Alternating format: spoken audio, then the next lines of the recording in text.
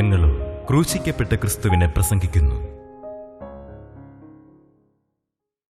ദൈവ തിരുനാമത്തിൻ്റെ മഹത്വം ഉണ്ടാകട്ടെ. ദൈവത്തിന് സ്തോത്രം. യോഹന്നാൻ ശ്ലീഹ പത്മോസ് ദ്വീപിലായിരുന്നു, ഏകാഗിയായിരുന്നു. അപ്പോഴാണ് ദൈവ ശബ്ദം കേട്ടത്. ആത്മാവിൻ്റെ വിഭജത ലഭിച്ചു. അതൊരു കറുത്ത ദിവസമായിരുന്നു. കർത്താവ് ഉയർത്തെഴുന്നേറ്റൊരു ദിവസമായിരുന്നു.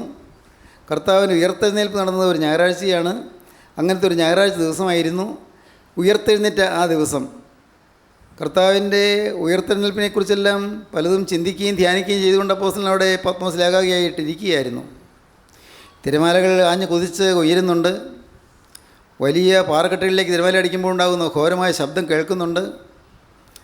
അവിടെ ചുറ്റുപാടും അസ്ഥികഷ്ണങ്ങൾ ചിതറിക്കിടപ്പുണ്ട്. ഇതുപോലെ ഏകാഗികളായി തടവിലാക്കപ്പെട്ട് അവിടെ വന്നു ചേർന്ന് ഏകാഗികളായി കഴിഞ്ഞവരായ ആളുകളുടെ മരണശേഷം കഴുകന്മാർ കൊത്തി തിന്നതിന് ശേഷമുള്ള അസ്ഥികഷ്ണങ്ങൾ അവിടെ ചിതറിക്കിടപ്പുണ്ട്. തലയോട്ടികളും അസ്ഥികഷ്ണങ്ങളും എല്ലാം ചിതറിക്കിടക്കുന്നുണ്ട്. മുകളിൽ കൂടി കഴുകന്മാർ വട്ടമിട്ട് പറക്കുന്നുണ്ട്. ഈ മനുഷ്യൻ എന്നാണൊന്ന് ചലിക്കാൻ വയ്യാതെയായി തീരുന്നത്, കൊത്തി തിന്നാൻ കഴുകന്മാർ ആർത്തി കൊണ്ട് മുകളിൽ കൂടി വട്ടമിട്ട് പറക്കുന്നുണ്ട്.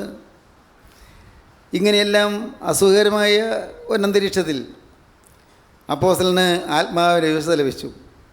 ഒട്ടും അനുകൂലമല്ലാത്തൊരു സാഹചര്യമാണ്. അപ്പോഴാണ് ആത്മാവിൻ്റെ വിവശത ലഭിച്ചത്.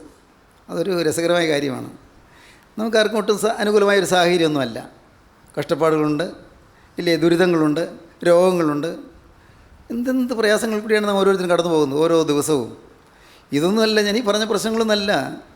അതിനേക്കാളൊക്കെ എത്രയോ ചൂടേറുന്ന പ്രശ്നങ്ങൾ, താങ്ങാൻ വയ്യാത്ത പ്രശ്നങ്ങൾ, ചില മനസ്സിൻ്റെ നീറ്റലുകൾ, ഹൃദയത്തിൻ്റെ വിതുമ്പലുകൾ, അകമിങ്ങനെ നീറി പുകഞ്ഞുകൊണ്ടിരിക്കുന്ന അനുഭവങ്ങൾ അല്ലേ പലർക്കും ഉണ്ട്. ആർക്കാ ഇല്ലാത്തത്? പ്രിയപ്പെട്ടവരെ, ഇങ്ങനെയെല്ലാമുള്ള സാഹചര്യത്തിൽ ഈ അസുഖകരമായ അന്തരീക്ഷത്തിലാണ് അപ്പോസ്തലന് ആത്മവിവശത ലഭിച്ചത്. ആത്മാവിൻ്റെ വിവശത ലഭിച്ചു. എത്ര മോശമായ സാഹചര്യമാണെങ്കിലും നിങ്ങൾ ആത്മാവിൻ്റെ വിവശത പ്രാപിക്കണം. നമുക്ക് പ്രാർത്ഥിക്കാൻ പറ്റാത്ത അന്തരീക്ഷമാണെന്ന് തോന്നിയാലും നിങ്ങൾ ഒറ്റയ്ക്കിരുന്ന് നിങ്ങൾ പ്രാർത്ഥിക്കണം. നിങ്ങൾക്ക് ചെയ്യുന്ന നന്മകളോർത്ത് സ്തുതിക്കണം. നിങ്ങൾക്ക് 10 കൂട്ടം തിന്മകൾ സംഭവിച്ചുകൊണ്ടിരിക്കട്ടെ, പക്ഷേ നിങ്ങൾക്ക് 100 കൂട്ടം നന്മകൾ കിട്ടിയിട്ടുണ്ട്. നിങ്ങൾ നന്മകൾ ഓർക്കാറില്ല. നിങ്ങൾ 10 കൂട്ടം തിന്മകളെ നോക്കിക്കൊണ്ട് നെടുവിൽപ്പെട്ടിരിക്കുകയാണ്. 100 കൂട്ടം നന്മകൾ നിങ്ങൾക്ക് കിട്ടിയിട്ടുണ്ട്. എന്തെല്ലാം ഓർത്തു നോക്കൂ, എന്തെല്ലാം. ദൈവത്തിന് സ്തോത്രം. നിരാശപ്പെടാൻ കാര്യങ്ങൾ 10 കാണും. പക്ഷേ സന്തോഷിക്കാൻ, മുഖപ്രസാദം വരുവാൻ, നമ്മുടെ ഹൃദയത്തിന് ആനന്ദം പകരുവാൻ 100 കൂട്ടം കാര്യങ്ങളുണ്ട്. നമ്മൾ ഓർക്കാറില്ല. ദൈവത്തിൻ്റെ നന്മകൾ നാം ഓർക്കാറില്ല. നമ്മുടെ ജീവിതത്തിൽ ഓരോ അവസരങ്ങളിൽ ലഭിച്ചതായ ദൈവിക കൃപകളും ദൈവിക നൽവരങ്ങളും ദൈവിക സഹായങ്ങളും നാം മറന്നു പോകുന്നു. ഓർത്തോർത്ത് ദൈവത്തെ സ്തുതിക്കാനുണ്ട്. ഓരോന്നോർത്തോർത്ത് ദൈവത്തെ സ്തുതിക്കണം. പറയാറില്ലേ, count the plus points. Plus പോയിൻറ്റുകളെല്ലാം കൗണ്ട് ചെയ്യണം. പ്ലസ് പോയിൻറ്റുകളുണ്ട്, എല്ലാവർക്കും ഉണ്ട്. പ്ലസ് പോയിൻറ്റുകളുണ്ട്, മൈനസ് പോയിൻറ്റുകളുണ്ട്.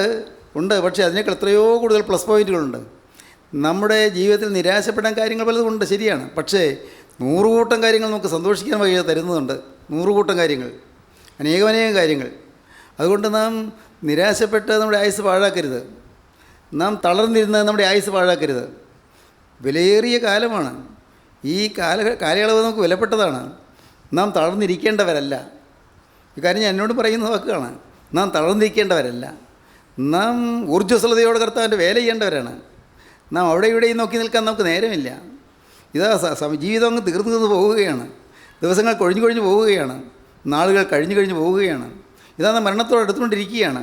കർത്താൻ രണ്ടാമത്തെ വരവിനോട് അടുത്തുകൊണ്ടിരിക്കുകയാണ്. ഓരോ നിമിഷവും ഓരോ ദിവസവും അങ്ങോട്ട് അടുത്തുകൊണ്ടിരിക്കുന്നു. നമുക്ക് ഇനി അതും പറഞ്ഞു നിൽക്കാൻ നേരമില്ല. അത് ആലോചിച്ച് നിൽക്കാൻ നേരമില്ല. നമുക്ക് കാഴ്ചകൾ കണ്ടു നിൽക്കാൻ നേരമില്ല. ദൈവത്തിന് സ്തോത്രം. ഒരു രസകരമായൊരു കഥ ഞാൻ കേട്ടിട്ടുണ്ട്. രസകരമായൊരു കഥ. ഒരിടത്തൊരു രാജകുമാരി ഉണ്ടായിരുന്നു. വളരെ സമർത്ഥയാണ്, നല്ല സുന്ദരിയുമാണ്. ഈ രാജകുമാരിയെ എങ്ങനെയെങ്കിലും ഭാര്യയാക്കണമെന്ന് പല രാജകുമാരന്മാരും പലരും ആഗ്രഹിച്ചു. പക്ഷേ അവൾ പറഞ്ഞു, ഞാൻ പറയുന്ന ടെസ്റ്റ് പാസ്സാകുന്നതിനെ എൻ്റെ ഭർത്താവാകാൻ പറ്റൂ. എൻ്റെ ടെസ്റ്റ് എന്താ? അവളുടെ ഒപ്പം ഓടി ജയിക്കുക.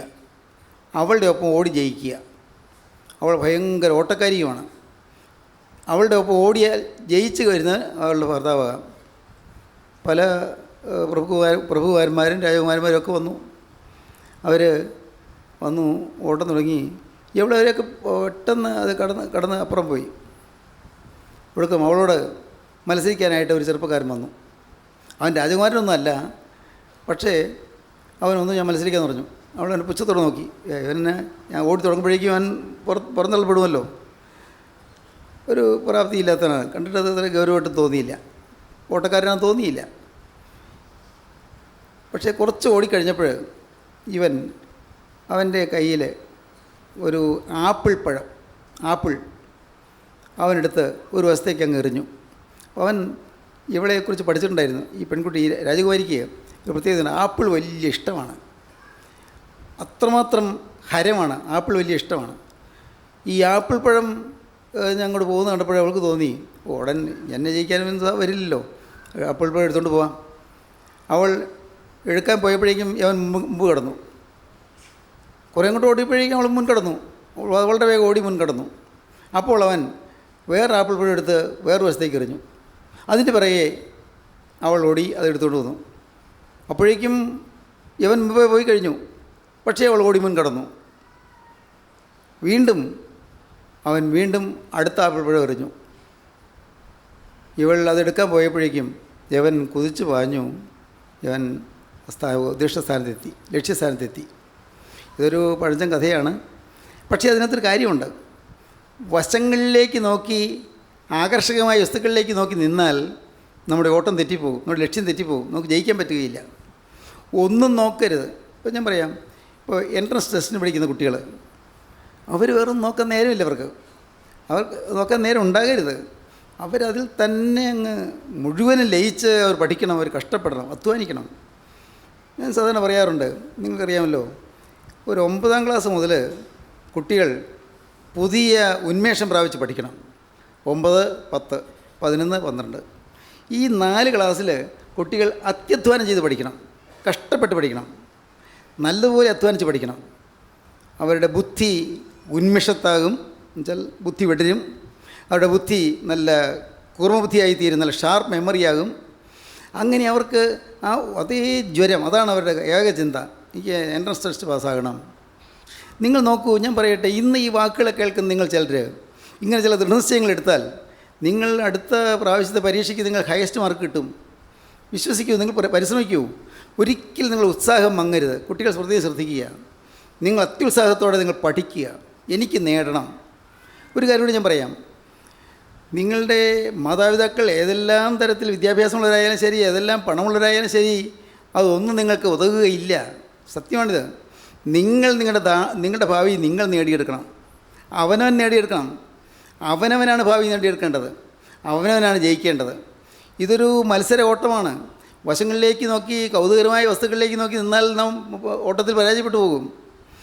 നാം ഏകാഗ്രതയോടെ, ഏകദാനതയോടെ നാം ലക്ഷ്യസ്ഥാനം നോക്കി നാം കുതിച്ച് നീങ്ങണം, കുതിച്ച് ഓടണം. വശങ്ങളിലേക്ക് നോക്കരുത്. നമ്മുടെ ജീവിതത്തിൽ കർത്താവായ യേശുക്രിസ്തു നമുക്ക് തന്നിരിക്കുന്നതായി ഈ ആയുഷ്കാലം ചുരുക്കമേ ഉള്ളൂ.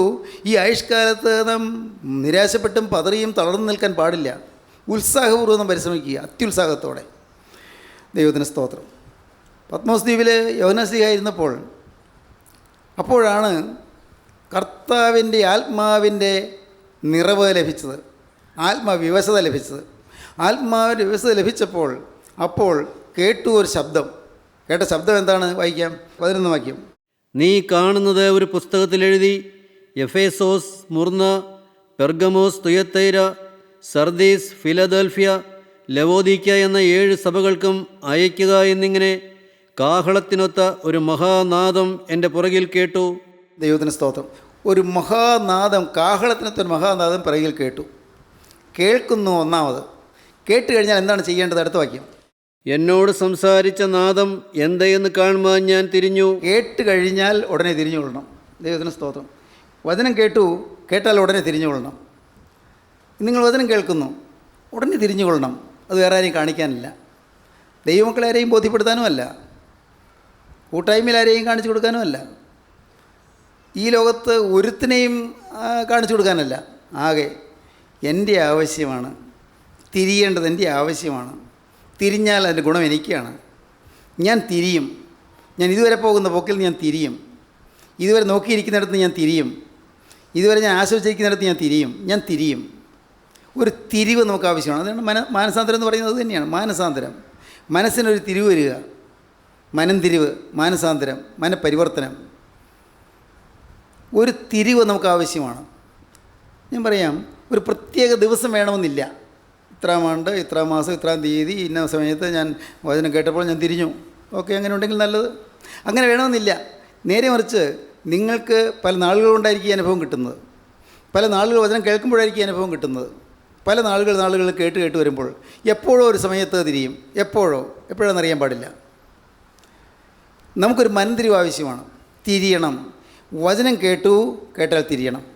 ദൈവത്തിന് സ്തോത്രം. പ്രിയപ്പെട്ടവരെ, ഞാൻ ചോദിക്കട്ടെ, നിങ്ങൾക്ക് അങ്ങനെ തിരിവ് വന്നിട്ടുണ്ടോ? വാസ്തവമായി തിരിവ് വന്നിട്ടുണ്ടോ? ഒരു പഴയ സ്വഭാവത്തിൽ നിന്നൊരു മാറ്റം, പഴയ വാശി മാറിയിട്ടുണ്ടോ? പഴയ ഇഷ്ടക്കേട് മുഷ്ടിൽ മാറിയിട്ടുണ്ടോ? പഴയ നീരസവും കയ്പും മാറിയിട്ടുണ്ടോ? പഴയ മോഹചിന്തകൾ മാറിയിട്ടുണ്ടോ? പഴയ അശുദ്ധ വികാരങ്ങൾ മാറിയിട്ടുണ്ടോ? സ്നേഹിതരെ, നിങ്ങളോട് പറയട്ടെ, നിങ്ങൾ ആവശ്യക്കാരാണെങ്കിൽ മാറ്റിത്തരും, ഉറപ്പാണ്.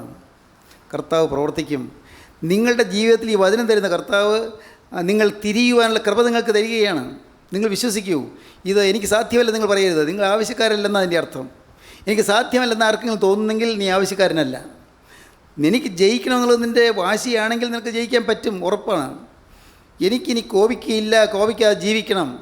ഞാനിനി മദ്യം തൊടുകയില്ല, മദ്യപാനം ഉണ്ടാവില്ല, കഞ്ചാവ് തൊടുകയില്ല, ഇനി മയക്കുമരുന്ന് ഉപയോഗിക്കുകയില്ല, ഇനി ഞാൻ ആരെയും കുറ്റം പറയുകയില്ല, ആരുടെയും ദൂഷ്യം പറയുകയില്ല, ആരെയും വിധിക്കുകയില്ല, ഞാൻ ആരെയും ഇനി പരിഹസിക്കുകയില്ല. ഇത് നിങ്ങളുടെ ജീവിതത്തിൽ ഉണ്ടെങ്കിൽ തീർച്ചയായിട്ടും നിങ്ങൾക്ക് ജയിക്കാൻ സാധിക്കും, ആ തീരുമാനമുണ്ടെങ്കിൽ. പക്ഷേ നമ്മുടെ ദൈവമക്കൾ പലരും പുച്ഛിക്കുന്നവരാണ്, പരിഹസിക്കുന്നവരാണ്. ഒരിക്കലും പാടില്ല. തുച്ഛീകരിക്കുന്നവരാണ്. പാടില്ല. ആരെയും തുച്ഛീകരിക്കരുത്. ആരെയും കുറഞ്ഞവരായി കാണരുത്. ആരെയും ചെറിയവരായി കാണരുത്. ഓരോരുത്തർ മറ്റുള്ളവരെ തന്നേക്കാൾ ശ്രേഷ്ഠനെന്ന് എണ്ണിക്കൊള്ളുവീൻ. വചനം അങ്ങനെയാണ്. മറ്റുള്ളവരെ തന്നേക്കാൾ ശ്രേഷ്ഠനെന്ന് എണ്ണിക്കൊള്ളണം. ഇപ്പോൾ നമുക്ക് തോന്നുന്നത് മറ്റുള്ളവരെക്കാൾ ഞാനാ ശ്രേഷ്ഠനെന്നാണ്. അതാണ് അപകടം. അതൊരിക്കലും പാടില്ല. മറ്റുള്ളവരെ തന്നേക്കാൾ ശ്രേഷ്ഠനെന്ന് എണ്ണിക്കൊള്ളുവീൻ. വേദപുസ്തകം അങ്ങനെയാണ് പറയുന്നത്. മറ്റുള്ളവരെ ശ്രേഷ്ഠരായിട്ട് എണ്ണാൻ സാധിക്കും. എങ്ങനെ? ഇതുവരെ സാധിച്ചില്ല, പക്ഷേ ഇനി സാധിക്കും. എന്തുകൊണ്ട്? ഞാൻ വചനം കേട്ടപ്പോൾ ഞാൻ തിരിഞ്ഞു. ആർക്കൊരു വേദന വരുത്തുകയില്ല. വചനം കേട്ടപ്പോൾ ഞാൻ തിരിഞ്ഞു. ആർക്കൊരു വേദന വരുത്തുകയില്ല. മനസ്സറിഞ്ഞ ആരെയും ഞാൻ വേദനിപ്പിക്കുകയില്ല. ഞാൻ വീട്ടിലൊരു സമാധാന പുത്രനായിരിക്കും, സമാധാന പുത്രിയായിരിക്കും. നിങ്ങൾക്ക് തീരുമാനിക്കാം. വീട്ടിലൊരു ഒരു ആശ്വാസപുത്രിയായിരിക്കും, സമാധാനപുത്രിയായിരിക്കും. തീരുമാനിക്കാം. ഞാൻ മൂലം എൻ്റെ വീട്ടിൽ ആർക്കും ഒരു സങ്കടം വരികയില്ല. തീരുമാനിക്കാം. നിങ്ങൾ ഓരോരുത്തർ അങ്ങനെ തീരുമാനിച്ചു കഴിഞ്ഞാൽ നിങ്ങളുടെ വീട് സ്വർഗ്ഗമായി തീരും.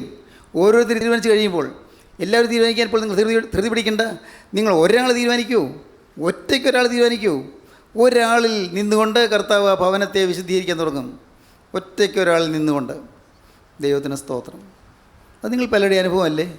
നിങ്ങളൊരാൾ മാനസാന്തരപ്പെട്ടപ്പോൾ ശരിയായ മാനസാന്തരമായിരുന്നു, അതുകൊണ്ട് മറ്റുള്ളവരും തിരിഞ്ഞു വന്നു. ഭർത്താവ് ഒന്ന് മാനസാന്തരപ്പെട്ടു, ക്രമേണ ഭാര്യ തിരിഞ്ഞു വന്നു. ആദ്യമൊക്കെ ഭാര്യ എതിരായിരുന്നു, പക്ഷേ പിന്നെ തിരിഞ്ഞു വന്നു. മക്കൾ തിരിഞ്ഞു വന്നു. മുതിർന്ന മാതാപിതാക്കൾ തിരിഞ്ഞു വന്നു.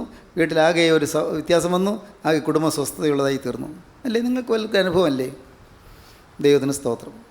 ദൈവത്തിന് വലിയ നാമം മഹത്വപ്പെടട്ടെ. സ്തോത്രം. സഹോദരങ്ങളെ, നിങ്ങളുടെ ഓരോരുത്തരുടെയും വീട് സ്വർഗ്ഗമായി തീരണം. കൊച്ചു സ്വർഗ്ഗമായി തീരണം. ആകും. അത് നിങ്ങളുടെ ജീവിതത്തിൻ്റെ വ്രതമായി മാറണം. വ്യക്തമായിട്ടും എൻ്റെ വീട് ഞാൻ സ്വർഗ്ഗമാക്കും. ഞാൻ ഒരാൾ മൂലം വീട്ടിൽ ഒരലോഹ്യം ഉണ്ടാവില്ല. ഞാൻ ഒരാൾ സമാധാന പുത്രനായിരിക്കും, സമാധാന പുത്രിയായിരിക്കും. തീരുമാനിക്കൂ. തിരിവ്. ദൈവത്തിൻ്റെ വചനം കേട്ടപ്പോൾ തിരിഞ്ഞു. നിയോഗമാണ് വചനം. വേലയ്ക്ക് വേണ്ടിയുള്ള നിയോഗമാണ്, വേലയ്ക്ക് വേണ്ടിയുള്ള ഫലമേൽപ്പിക്കലാണ്. അതുകൊണ്ട് വചനം കേട്ടപ്പോൾ തിരിഞ്ഞു. ദൈവത്തിന് സ്തോത്രം. അടുത്ത വാക്യം വായിക്കൂ. തിരിഞ്ഞപ്പോൾ 7 പൊൻ നിലവിളക്കുകളെയും നിലവിളക്കുകളുടെ നടുവിൽ നിലയങ്കി ധരിച്ച് മാറത്ത് പൊൻകച്ച കെട്ടിയവനായി മനുഷ്യപുത്രനോട് സദൃശനായവനെയും കണ്ടോ? തിരിഞ്ഞപ്പോൾ കണ്ടു, കേട്ടു, തിരിഞ്ഞപ്പോൾ കണ്ടു. സ്തോത്രം. ആരെ? തേജോമയനായ ക്രിസ്തുവിനെ കണ്ടു. അന്ന് മുൾമുടിയേറ്റ് രോഗം ശീലിച്ചവനായി, കവിള് വിണ്ട് കീറി, രോമങ്ങൾ പിഴുതെടുത്തതുകൊണ്ട് രോമകൂപങ്ങളിൽ രക്തം നിറഞ്ഞ് അങ്ങനെ കുരിശിന്മേൽ കിടന്ന് പിടഞ്ഞ ആ യേശു അത് തന്നെ പക്ഷേ തേജോമയമായ രൂപമാണ് കാണുന്നത്. തേജോമയനായ യേശുവിനെ കാണുന്നു. എന്താണ് തേജസ്? ആ യേശുവിനെ കണ്ടപ്പോൾ ശ്ലീഹ അമ്പരന്ന് പോയി. അന്ന് മുൾമുടിയേറ്റ് കടന്നു പോയപ്പോൾ തീർന്നല്ലോ എന്ന് വിചാരിച്ച് നിരാശപ്പെട്ടതാണ്. പത്രോസിൻ്റെ കൂടെ തിബരിയസ് കടലിലേക്ക് പഴയ തൊഴിലായിട്ട് പഴയ വലിയമെടുത്ത് പോയതാണ്. എന്നാൽ ഇപ്പോഴുണ്ട് യേശുവിനെ ഈ തേജോമയനായി കണ്ടപ്പോൾ, എൻ്റെ കർത്താവേ നീ എന്ന് അന്ന് നീ ക്രൂശിൽ പിടഞ്ഞ് മരിച്ചതുപോലല്ലോ, ഇന്ന് നീ തേജോമയനായി നിൽക്കുന്നല്ലോ. കുരിശ് ഇന്ന് ഏറ്റെടുത്താൽ തേജസ്സിൻ്റെ ഒരു നല്ല കാലം വരാൻ പോകുന്നുണ്ട്. ഇന്ന് ഈ കുരിശ് ഞാൻ വഹിച്ചാൽ ഒരു ക്രൗൺ എനിക്ക് വേണ്ടി ഒരുക്കിയിട്ടുണ്ട്, ഒരു വലിയൊരു കിരീടം എനിക്ക് വേണ്ടി ഒരുക്കിയിട്ടുണ്ട്. എൻ്റെ ദൈവമേ, ഞാൻ കുരിശ് ഇതുവരെയും ഞാൻ എൻ്റെ ജീവിതത്തിൽ വെറുത്തു പോയിരുന്നു നിങ്ങൾ ചിന്തിക്കൂ. കുരിശ് ഒഴിവാക്കാൻ ഞാൻ ആഗ്രഹിച്ചിരുന്നു നിങ്ങൾ ചിന്തിക്കൂ. കർത്താവെ, കുരിശ് വരുമ്പോൾ ഞാൻ ദുഃഖിച്ചിരുന്നു അത് ചിന്തിക്കൂ. എൻ്റെ കർത്താവെ, കുരിശ് ഏറ്റെടുക്കാൻ ഞാൻ മടിച്ചു. എൻ്റെ കർത്താവെ, കുരിശിനെ ഞാൻ വേണ്ട വേണ്ട എന്ന് ഞാൻ പറഞ്ഞുകൊണ്ടിരുന്നു. പ്രയാസം വന്നപ്പോൾ ഞാൻ ആത്മീയം വിട്ട് പോയാലോ എന്ന് പോലും ചിന്തിച്ചിട്ടുണ്ട്. കർത്താവെ, എൻ്റെ ജീവിതത്തിൽ ഏതെങ്കിലും വിധത്തിൽ ഒഴിവായി പോയാൽ മതി എന്ന് ഞാൻ ചിന്തിച്ചിട്ടുണ്ട്. കൂട്ടായ്മയിൽ ഇനി പോകണ്ടെന്ന് ഞാൻ ചിന്തിച്ചിട്ടുണ്ട്. ഞാൻ വിചാരിച്ചതുപോലെ ആഗ്രഹിച്ചതുപോലെ കാര്യങ്ങൾ നടക്കാത്തതുകൊണ്ട് എൻ്റെ മനസ്സ് മടുത്തു പോയിട്ടുണ്ട്. എനിക്ക് ഒരു മ്ലാനത വന്നിട്ടുണ്ട്. കർത്താവെ, തെറ്റിപ്പോയി. ദൈവത്തിന് സ്തോത്രം. എന്നാൽ തേജോമയനായ ക്രിസ്തുവിനെ കണ്ടു യോഹന്നാൻ ശ്ലീഹ. അപ്പോൾ യോഹന്നാൻ ശ്ലീഹ അത്ഭുതപ്പെട്ടു. തേജസ്സേറിയ ക്രിസ്തു, തേജോമയനായ ക്രിസ്തു, തേജസ്സുടുത്ത ക്രിസ്തു, അത് തേജോമയനായി വിളങ്ങി നിൽക്കുന്ന ക്രിസ്തുവിനെ കണ്ടു. വായിക്കാം 12-ാം വാക്യം മുതൽ. എന്നോട് സംസാരിച്ച നാദം എന്തെന്ന് കാണുവാൻ ഞാൻ തിരിഞ്ഞപ്പോൾ 7 പൊൻ നിലവിളക്കുകളെയും നിലവിളക്കുകളുടെ നടുവിൽ നിലയങ്കി ധരിച്ച് മാറത്ത് പൊൻകച്ച കെട്ടിയവനായി മനുഷ്യപുത്രനോട് സദൃശനായവനെയും കണ്ടു. 7 പൊൻ നിലവിളക്കുകളെ കണ്ടു. നിലവിളക്കിൻ്റെ നടുവിൽ നിലയങ്കി ധരിച്ച് മാറത്ത് പൊൻകച്ച കെട്ടിയവനായി മനുഷ്യപുത്രനോട് സദൃശനായവനെയും കണ്ടു. സ്തോത്രം. 7 പൊൻ നിലവിളക്കുകളെ കണ്ടു. ഇതാണ് ഈ നിലവിളക്ക്. താഴെ വായിക്കുമ്പോൾ കാണാം. 20-ാം വാക്യം വായിക്കാം. എൻ്റെ വലങ്കയിൽ കണ്ട 7 നക്ഷത്രത്തിൻ്റെ മർമ്മവും 7 പൊൻ നിലവിളക്കിൻ്റെ വിവരവും എഴുതുക. 7 നക്ഷത്രം 7 സഭകളുടെ ദൂതന്മാരാകുന്നു. 7 നിലവിളക്ക് 7 സഭകളാകുന്നുവെന്ന് കൽപ്പിച്ചു. ദൈവത്തിന് സ്തോത്രം. 7 പൊൻ നിലവിളക്കുകളെയും നിലവിളക്കുകളുടെ നടുവിൽ നിലയങ്കി ധരിച്ച് മാർത്ത് പൊൻകച്ച കെട്ടിയവനായി മനുഷ്യപുത്രൻ്റെ സദൃശനായവനെയും കണ്ടു. തേജോമയനായ യേശു ഈ പൊൻ നിലവിളക്കുകളുടെ നടുവിൽ നിൽക്കുന്നു. നിലവിളക്ക് 7 സഭയാകുന്നു. സഭയുടെ നടുവിൽ ക്രിസ്തു നിൽക്കുന്നു. അതും ആശ്വാസകരമായ സത്യമാണ്. സഭകൾക്ക് തിരുത്താൻ പലതുമുണ്ട്. സഭ ഇനി മാനസാന്തരപ്പെടേണ്ടിയിരിക്കുന്നത് തുടർന്ന് വായിക്കുമ്പോൾ കാണാം. പക്ഷേ ആ സഭകളുടെ നടുവിൽ ക്രിസ്തു നിൽക്കുന്നു. അതാണ് കണ്ടത്. സഭകളുടെ നടുവിൽ. പ്രിയപ്പെട്ടവരെ, ഇന്ന് ഞാൻ ഇത് പറയുമ്പോൾ ഞാൻ ആശയോടെ പറയുന്നു, നമ്മുടെ കൂട്ടായ്മയിൽ കർത്താവ് എഴുന്നള്ളി വരുന്നു. കർത്താവ് അക്ഷരീയമായി എഴുന്നള്ളി വരുന്നു. കർത്താവ് നമ്മുടെ നടുവിലുണ്ട്. നാം കർത്താവിനെ കാണുന്നില്ല. നമ്മുടെ ഈ പുറമേയുള്ള കണ്ണുകൊണ്ട് കാണാൻ പറ്റുന്നില്ല, കാണാൻ പറ്റുകയുമില്ല. പക്ഷേ കർത്താവ് ഇവിടെയുണ്ട്. നിങ്ങൾ വിശ്വസിക്കുക. നിങ്ങൾ ഓരോരുത്തരും ഇരിക്കുന്നിടത്ത് കർത്താവ് വരുന്നുണ്ട്. നിങ്ങളുടെ ഓരോരുത്തരുടെയും പ്രശ്നം കർത്താവ് അറിയുന്നുണ്ട്. നിങ്ങളുടെ വേദനാ വിഷയങ്ങൾ കർത്താവിനറിയാം. നിങ്ങൾ ഏങ്ങലടിക്കുന്ന കാര്യങ്ങളെല്ലാം കർത്താവിനറിയാം. നിങ്ങളുടെ നെടുവീർപ്പുകളെല്ലാം കർത്താവ് ഏറ്റെടുക്കുന്നുണ്ട്. നിങ്ങൾ വിശ്വസിക്കുമോ? ഇതൊരു വെറും തോന്നലല്ല, ഊഹാപോഹമല്ല. ഞാൻ ആവർത്തിച്ച് നിങ്ങളോട് പറയട്ടെ, യേശു ക്രിസ്തു നിങ്ങളുടെ അരികിലേക്ക് വരികയാണ്. പൊൻ നിലവിളക്കുടെ നടുവിൽ നടക്കുന്നവൻ, സഭയുടെ നടുവിൽ അവൻ നടക്കുന്നു. സഭയുടെ നടുവിൽ ദൈവജനങ്ങളുടെ മധ്യത്തിൽ കൂടി കർത്താവായ യേശു ക്രിസ്തു നടക്കുന്നു. കർത്താവ് നമ്മുടെ കൂടെ തന്നെയുണ്ട്. നമ്മുടെ ഭാരങ്ങൾ ഏറ്റുവാങ്ങുവാൻ കർത്താവ് കൂടെയുണ്ട്. നമ്മുടെ ചുമട് ഏറ്റുവാങ്ങുവാൻ കർത്താവ് കൂടെയുണ്ട്. നമ്മുടെ ബേഡൻസ് എല്ലാം വഹിപ്പാൻ കർത്താവ് കൂടെയുണ്ട്. നമ്മുടെ ആകുലങ്ങൾ നീക്കാൻ കർത്താവ് കൂടെയുണ്ട്. നമ്മുടെ ഭാരങ്ങൾ, നമ്മുടെ സങ്കടങ്ങൾ എല്ലാം ഏറ്റെടുക്കാൻ കർത്താവ് കൂടെയുണ്ട്. വിശ്വസിക്കുക. പ്രിയപ്പെട്ടവരെ, ഞാൻ പറയാറുണ്ടല്ലോ, നിങ്ങളുടെ വീട്ടിൽ വേറെ ആരും വേണ്ട. നിങ്ങൾ ഒറ്റയ്ക്ക് മുട്ടുമടക്കിയിട്ട്, നിങ്ങളുടെ മുറിയിൽ മുട്ടുമടക്കിയിട്ട് നിങ്ങൾ യേശുക്രിസ്തുവിനെ മുൻ കണ്ടുകൊണ്ട് കർത്താവിൻ്റെ അരികത്തുണ്ടെന്ന് വിശ്വസിച്ചുകൊണ്ട് നിങ്ങൾ പ്രാർത്ഥിക്കുക. കാരണം കർത്താവ് കൂടെ ഉണ്ടെന്ന് പറയാൻ കാരണം, ഹൃദയം നുറുങ്ങിയവർക്ക് അവൻ സമീപസ്ഥനാണ്, മനസ്സ് തകർന്നവരെ രക്ഷിക്കുന്നു. ഹൃദയം നുറുങ്ങിയാണ് ഞാൻ വന്നിരിക്കുന്നത്, അതുകൊണ്ട് കർത്താവ് എനിക്ക് സമീപത്ത് വരും. 2, കർത്താവിനെ വിളിച്ചപേക്ഷിക്കുന്ന ഏവർക്കും, സത്യമായി തന്നെ വിളിച്ചപേക്ഷിക്കുന്ന ഏവർക്കും സമീപസ്ഥനാകുന്നു. കർത്താവ് ഇപ്പോൾ എൻ്റെ അരികത്തുണ്ട്. വിശ്വസിക്കുക. അത് വചനമാണ്. വചനം വിശ്വസിക്കുന്നു. കർത്താവ് ഇപ്പോൾ ഉണ്ട്, എൻ്റെ അരികത്ത് തന്നെയുണ്ട്, എൻ്റെ മുമ്പിലുണ്ട്. ഞാനിവിടെ കർത്താവിന് മുമ്പിൽ മുട്ടുമടക്കിയിരിക്കുന്നു. ഇപ്പോൾ ഇത് കേൾക്കാൻ വേറെ ആരുമില്ല. ഞാനും എൻ്റെ കർത്താവും മാത്രം. ഞാനും എൻ്റെ യേശുനാഥനും മാത്രം. ഞാനും എൻ്റെ കരുണയുള്ള കർത്താവും മാത്രം. നിങ്ങൾ ഇത്രയും വിശ്വസിച്ചുകൊണ്ട് നിങ്ങൾ കർത്താവിനോട് പറഞ്ഞു കൊടുക്കുക. കർത്താവിനോട് നിങ്ങൾ സംഭാഷണം ചെയ്യുക. കർത്താവിനോട് നിങ്ങൾ ഉള്ളു തുറന്ന് പറയുക. നിങ്ങളുടെ ബലഹീനതകൾ, നിങ്ങളുടെ വീഴ്ചകൾ, നിങ്ങൾ വീണുപോയ കാര്യങ്ങൾ, നിങ്ങൾക്ക് കേടുപറ്റിയ കാര്യങ്ങൾ, നിങ്ങൾക്ക് പരാജയം സംഭവിച്ച കാര്യങ്ങൾ, നിങ്ങൾക്കിന്ന് നിരാശ വന്നിരിക്കുന്ന കാര്യങ്ങൾ, നിങ്ങളുടെ ഇന്നത്തെ ആവശ്യങ്ങൾ, നിങ്ങളുടെ ആകുലങ്ങൾ, നിങ്ങളുടെ ഭാരങ്ങൾ, നിങ്ങളുടെ സങ്കടങ്ങളെല്ലാം നിങ്ങൾ തുറന്ന് യേശുവിനോട് പറയുക. ഞാൻ പറഞ്ഞത് വെറുതെ മൗനമായിട്ടിരിക്കാനല്ല, ചുണ്ട് അനക്കി ശബ്ദം പുറപ്പെടുവിച്ച് തന്നെ നിങ്ങൾക്ക് പറയാം. വലിയ ശബ്ദം വേണ്ട, പുറത്താരും കേൾക്കണ്ട. ആ മുറിക്കകത്ത് നിങ്ങൾക്ക് വളരെ നിശബ്ദമായി തന്നെ പറയാം. ഒട്ടും ആർക്കും കേൾക്കാൻ പറ്റാത്ത രീതിയിൽ പയ്യെ നിങ്ങൾക്ക് പറയാം. അങ്ങനെ നിങ്ങൾ പറഞ്ഞ് ഹൃദയം അങ്ങ് പകരുക, ഉള്ളു പകരുക. നിങ്ങൾ പരീക്ഷിച്ച് നോക്കൂ, കാണാം. ആ കുറച്ച് നേരം നിങ്ങളുടെ ഹൃദയം പകർന്ന് നിങ്ങൾ പ്രാർത്ഥിച്ച് കഴിയുമ്പോൾ ഏതോ ഒരു അത്ഭുത കൃപ നിങ്ങൾ വലയം ചെയ്ത് നിങ്ങൾക്ക് തോന്നും, നിങ്ങൾക്ക് അനുഭവമാകും. കർത്താവ് നിങ്ങളുടെ അരികത്ത് ചേർന്ന് നിൽക്കുന്ന നിങ്ങൾക്ക് അനുഭവമാകും. കർത്താവ് നിങ്ങളുടെ തലയിൽ കൈ വയ്ക്കുന്നത് നിങ്ങൾക്ക് അനുഭവമാകും. കർത്താവ് നിങ്ങളുടെ പുറം തടവി തരുന്നത് നിങ്ങൾക്ക് അനുഭവമാകും. പ്രിയപ്പെട്ടവരെ, കർത്താവ് നിങ്ങളുടെ കണ്ണീര് തുടയ്ക്കുന്നത് നിങ്ങൾക്ക് അനുഭവമാകും. മോനെ, ഞാൻ നിന്നോട് കൂടെ ഉണ്ടല്ലോ, നീ എന്തിന് ഭാരപ്പെട്ടെന്ന് ചോദിക്കുന്നത് നിങ്ങൾക്ക് അനുഭവമാകും. മോളെ, നീ എനിക്ക് പ്രിയപ്പെട്ടവളാണല്ലോ, നിൻ്റെ കാര്യം ഞാൻ നോക്കിക്കൊള്ളാമല്ലോ, നീ എന്തിന് ഭാരപ്പെടുന്നു ചോദിക്കുന്ന അനുഭവം നിങ്ങൾക്കുണ്ടാകും. ദൈവത്തിന് സ്തോത്രം. ഇത് അനുഭവമാണ്, അത് അറിവല്ല. ഓരോരുത്തരും അനുഭവിക്കേണ്ട കാര്യമാണ്. നിങ്ങൾക്ക് പരീക്ഷിച്ച് നോക്കാം. പരീക്ഷയ്ക്ക് പഠിക്കുന്ന കുട്ടികൾക്ക് പരീക്ഷിച്ച് നോക്കാം. ജോലി ചെയ്യുന്ന ഉദ്യോഗസ്ഥന്മാർക്ക് പരീക്ഷിച്ച് നോക്കാം. ജോലി സ്ഥലത്തെ പ്രശ്നങ്ങളും തൊഴുത്തിൽ കുത്തുമായി വലയുന്നവർക്ക് പരീക്ഷിച്ച് നോക്കാം. അനേകം പ്രശ്നങ്ങളുടെ മധ്യത്തിൽപ്പെട്ട് ഉലയുന്നവർക്ക് പരീക്ഷിച്ച് നോക്കാം. ദൈവത്തിന് സ്തോത്രം. ക്രിസ്തുവിനോട് ഉള്ളു തുറന്ന് പറയുക.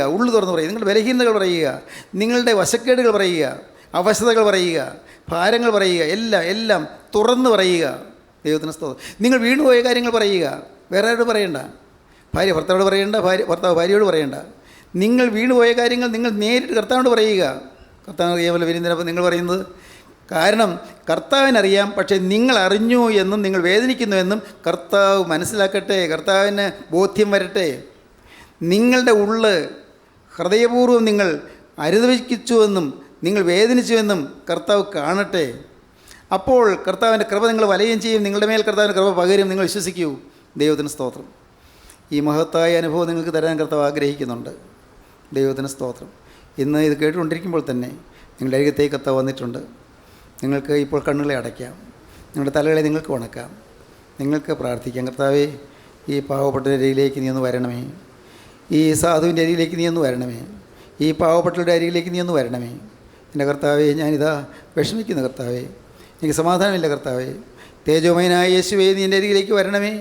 എൻ്റെ ഹൃദയഭാരങ്ങൾ നീ മാറ്റി തരണമേ. എൻ്റെ ആകുലങ്ങൾ നീ നീക്കി തരണമേ. എൻ്റെ ജീവിതത്തെ അലട്ടിക്കൊണ്ടിരിക്കുന്ന പ്രശ്നങ്ങൾക്കൊരു പരിഹാരം തരണമേ. കർത്താവേ, എൻ്റെ ആവശ്യങ്ങൾ നീ കാണുന്നുവല്ലോ, എൻ്റെ ആഗ്രഹങ്ങൾ നീ കാണുന്നുവല്ലോ. നാഥ, ഇതിനെല്ലാം ഒരു പരിഹാരം നീ തരണമേ. നിങ്ങൾ പ്രാർത്ഥിക്കൂ പ്രിയപ്പെട്ടവരെ. ഇപ്പോൾ തന്നെ ഹൃദയം തുറക്കൂ, ഹൃദയം പകരൂ. കർത്താവേ, എന്നെ രക്ഷിക്കണമേ, നിന്റെ തൃക്കരൻ്റെ മേൽ നീട്ടണമേ. നാഥ, എൻ്റെ ദുശ്ശീലങ്ങളെല്ലാം മാറ്റണമേ. ഇന്നു മുതൽ ഞാൻ പുതിയ മനുഷ്യനായി ജീവിക്കും കർത്താവേ. ഇന്നു മുതൽ യേശു ക്രിസ്തുവിൻ്റെ ഹിതം നിവർത്തിക്കുന്ന ഒരാളായി ഞാൻ ജീവിക്കും. മാതൃകായോഗ്യമായി ഞാൻ ജീവിക്കും. ദൈവത്തോട് നിങ്ങൾ വാക്ക് പറയുക, ദൈവരങ്ങളിലേക്ക് നിങ്ങൾ കൊടുക്കുക. യേശുവിനോട് പറയുക, യേശുവേ, ഈ നിമിഷം മുതൽ ഞാൻ നിൻ്റെ വക. യേശുവേ, രക്തത്തലിനെ കഴുകണമേ. നമുക്ക് സമർപ്പിക്കാം, നമുക്ക് പ്രാർത്ഥിക്കാം. കാരുണ്യവാനായ ഞങ്ങളുടെ സ്വർഗീയ പിതാവേ, അനുഗ്രഹീതമായ സമയത്തിനായി ഞങ്ങൾ നിന്നെ സ്തുതിക്കുന്നു. ഞങ്ങൾ നിന്നെ സ്തോത്രം ചെയ്യുന്നു. അവിടെ ഞങ്ങളുടെ മധ്യത്തിലുള്ളതിനായി ഞങ്ങൾ നിന്നെ സ്തുതിക്കുന്നു. അപ്പോൾ ഈ മക്കളെല്ലാവരെയും അനുഗ്രഹിക്കണമേ. എല്ലാവരെയും യേശുക്രിസ്തുവിൻ്റെ സാന്നിധ്യം കൊണ്ട് നിറയ്ക്കണമേ. ആത്മാവിൻ്റെ വ്യവസ്ഥ നൽകി അനുഗ്രഹിക്കണമേ. പ്രാർത്ഥന കേൾക്കുന്നൊരു ദൈവം ജീവിക്കുന്നുണ്ട് എന്ന് ഗ്രഹിപ്പാൻ ഈ മക്കൾക്ക് അനുഭവങ്ങൾ തരണമേ.